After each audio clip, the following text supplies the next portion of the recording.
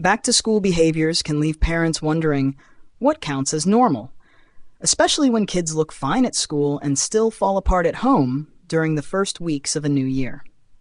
Here's what teachers and pediatricians say about why they happen and when a child may need more support. Why are back-to-school behaviors like exhaustion and meltdowns so common? The first weeks of a new school year drain kids emotionally and physically as they adjust to new routines, teachers and classmates.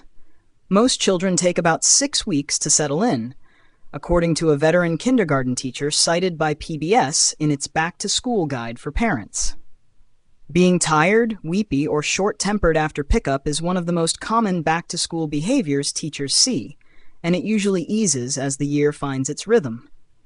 Parents can expect the biggest emotional dips during those first several weeks, while kids build stamina for full days of instruction, transitions, and social navigation.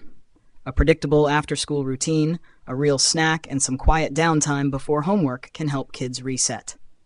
If exhaustion or crankiness persists or gets worse instead of improving, that's a signal worth watching. Which back-to-school behaviors can be signs of restraint collapse?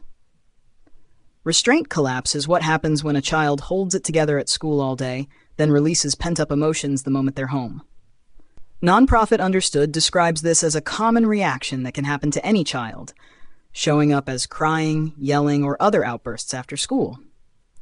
The pattern can throw parents off when the teacher reports a great day and the child melts down over a lost sock an hour later. Kids use enormous self-control to follow classroom rules, sit still and manage social dynamics, and home feels like the safe place to let that pressure out. Predictable after-school routines, a quiet snack, and low-demand transition time can take the edge off. Naming what's happening for older kids, calmly and without blame, sometimes helps them recognize the crash before it hits. How does back-to-school anxiety show up in kids?